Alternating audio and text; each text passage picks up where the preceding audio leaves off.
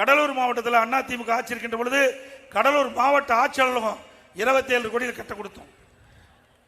இங்கே காவிரி கூட்டு குடி திட்டம் 260 கோடியில் கட்டி முடிக்கப்பட்டு பாதுகாப்பான குடிநீர் வழங்கிய அரசாங்கம் அதிமுக அரசாங்கம். கடலூர் மாவட்டத்தில் அடிக்கடி ஏற்படும் புயல், பெருமழை, பெருவெள்ளம் போன்ற இயற்கை சீற்றங்களை மின்தடை அடிப்படை ஏற்படுது.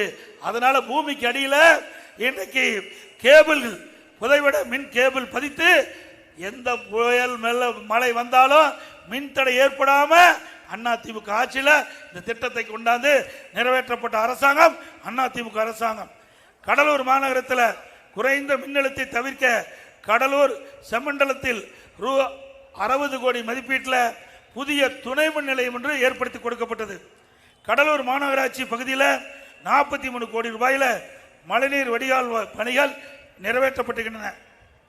கடலூர் போக்குவரத்து நெரிசலை குறைப்பதற்கு சுமார் 18 கோடி மதிப்பீட்டில் கடலூர் முதல் மேல்பட்டாகம் வரை கஸ்டம்ஸ் சாலை புதிதாக அமைக்கப்பட்டது.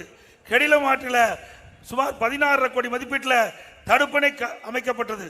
கடலூர் அரசு மருத்துவமனை 8 கோடி ரூபாயில் அவசர சிகிச்சை பிரிவு மற்றும் டயாலிசிஸ் பிரிவு கொண்டு வந்து அந்த ஏழை மக்களுக்கு தேவையான மருத்துவ சிகிச்சை அளிக்கப்பட்டது.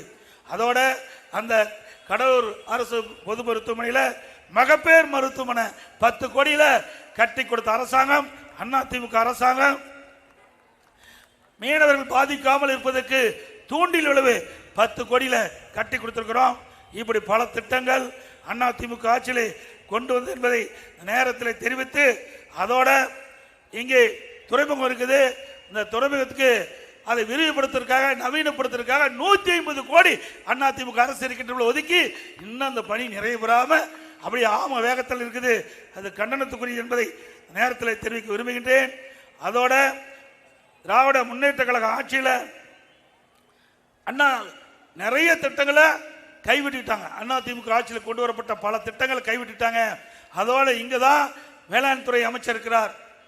அவர் சட்டமன்றத்திலையும் தெரிவித்தார். அதோட திரு ஸ்டாலின் அவர்கள் திராவிட முன்னேற்ற கழக தேர்தல் அறிக்கையில் வெளியிட்டார். கரும்பு விவசாயிகளுக்கு ஒரு டன் கரும்புக்கு ஆதார விலையாக 4000 ரூபாய் கொடுக்கிறார். கொடுத்தார்களா? இல்ல. நெல்லுக்கு ஒரு குவிண்டாலுக்கு 2500 ரூபாய் கொடுக்கிறார். கொடுத்தாங்களா? இப்படி விவசாயிகளையும் ஏமாற்றிய அரசாங்கம் திமுக அரசாங்கம் என்பதை இந்த நேரத்தில் தெரிவித்து, அப்போ அடிக்கடி சொன்னாங்க,